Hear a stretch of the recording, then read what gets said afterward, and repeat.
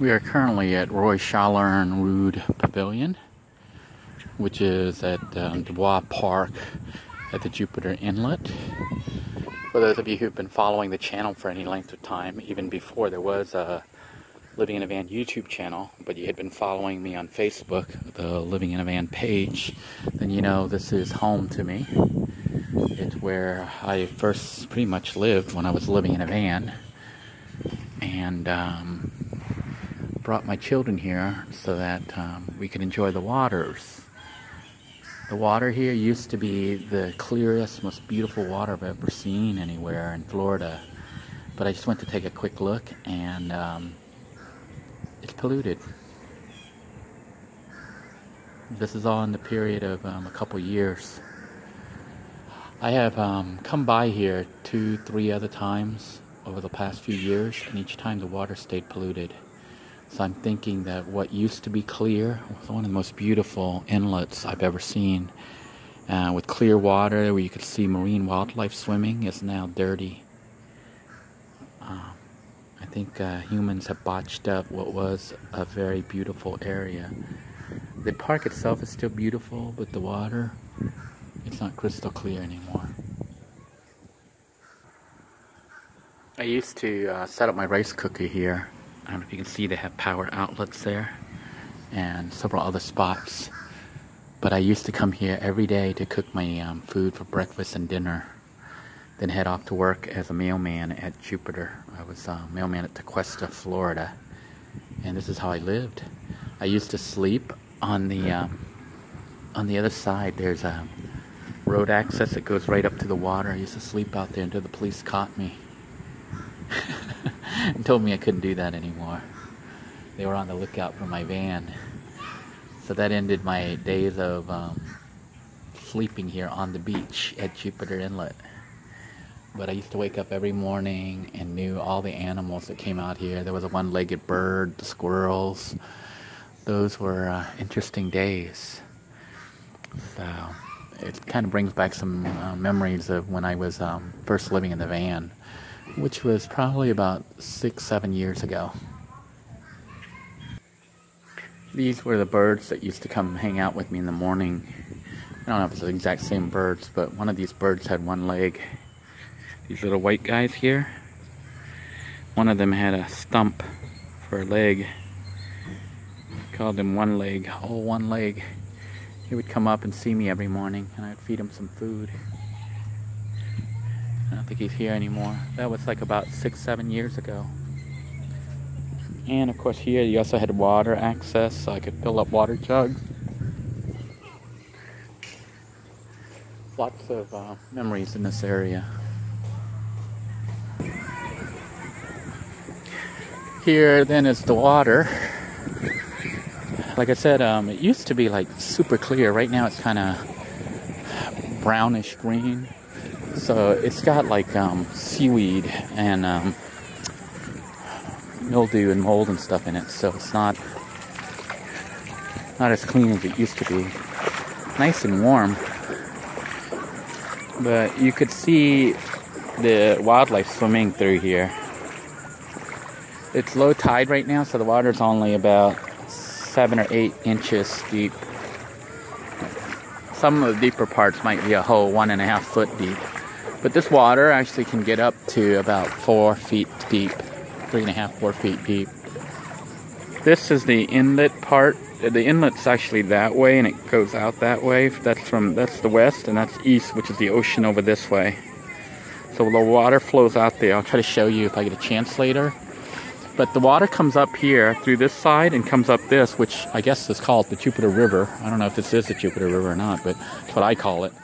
And it goes up here, and you can go, if you ever saw my video segment where I did the inner tubing, we floated up river and down river. Right now, the water is flowing out, so it's low tide. The water is flowing towards the ocean. You can see it's flowing pretty fast.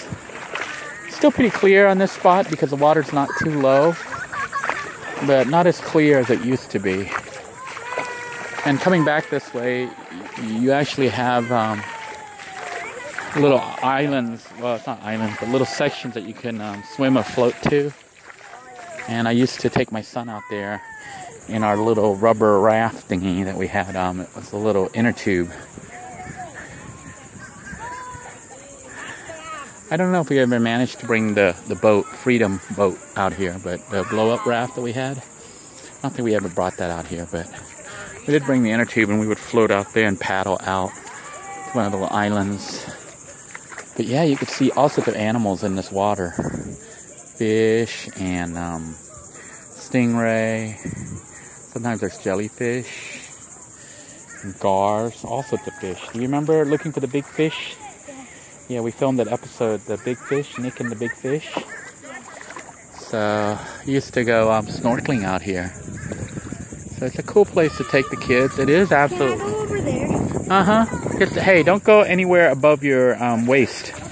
If it goes above your waist, don't go. So, I used to bring the kids out here when I lived in Jupiter as a mailman.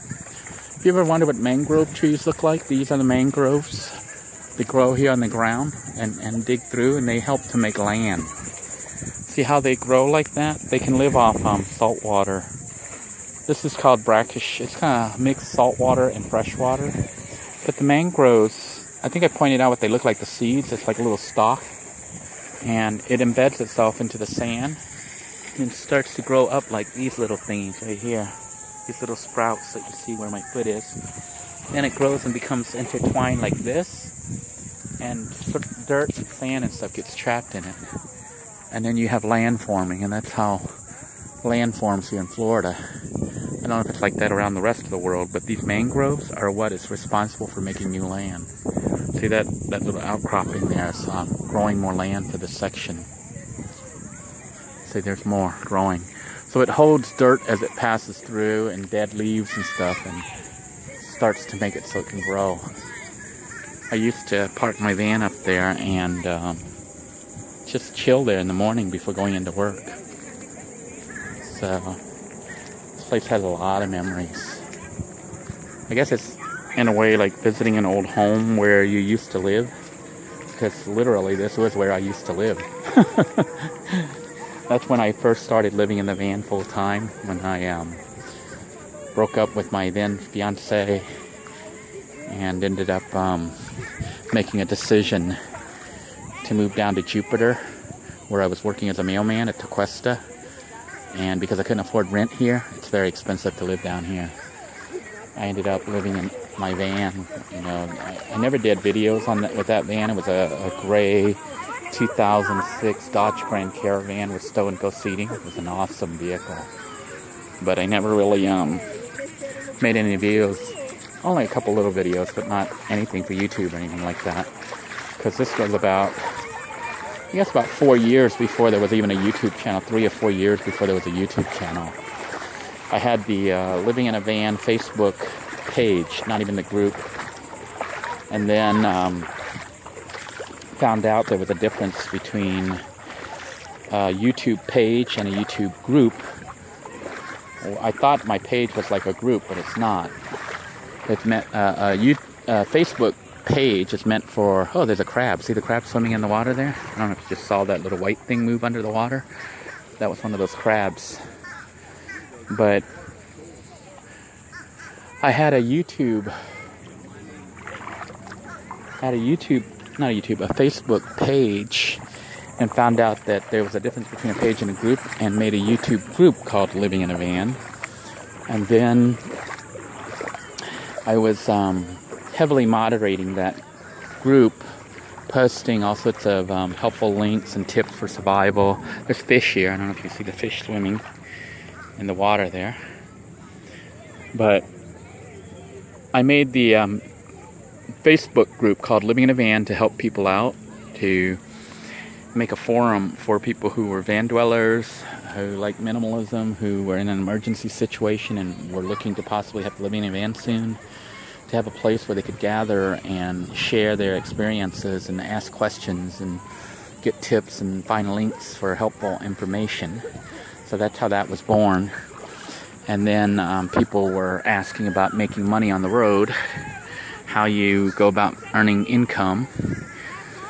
You know, and then some people were suggesting that people create a YouTube channel and begin blogging and earning money that way. So people had questions about how to go about doing that, and that's how this channel, Living in a Van, was born. I didn't start off with the channel Living in a Van. I started off with a Facebook page and then a Facebook group, and then ended up with the Living in a Van YouTube channel, which is now about 2.5 years old, a little under 2.5 years old. And that this particular YouTube channel was created in direct response to members of the Living in a Van Facebook group. And we created this YouTube channel to learn about vlogging, to learn how YouTube channels are created and how they get monetized, how advertising works, you know, on these channels, and how you earn money from ad revenue. And I think we pretty much accomplished that. It was a kind of a on-the-job, real-life learning experience to be able to create the channel from start when it was nothing, to grow it to the point where it was large enough to get monetized. And actually back then, monetization was a lot easier. You know, YouTube just said once you had a channel, you could monetize it right away.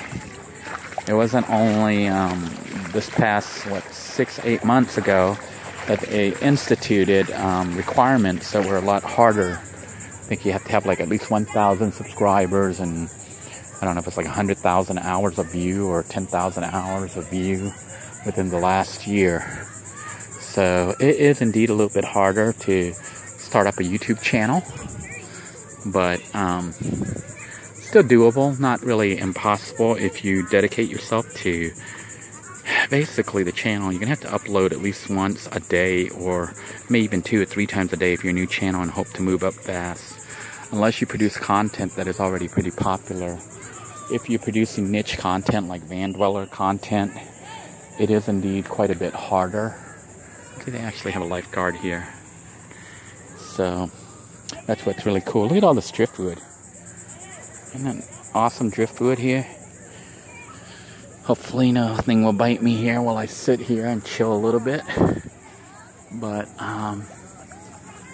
this is where we're at. And this is the Jupiter Inlet River. I hope you guys enjoyed this brief view of the river and a little bit of me reminiscing about the start of living in a van and where it all began. Until next time, everyone, I hope your day is going well. You're staying safe. God bless you all. Have a wonderful day.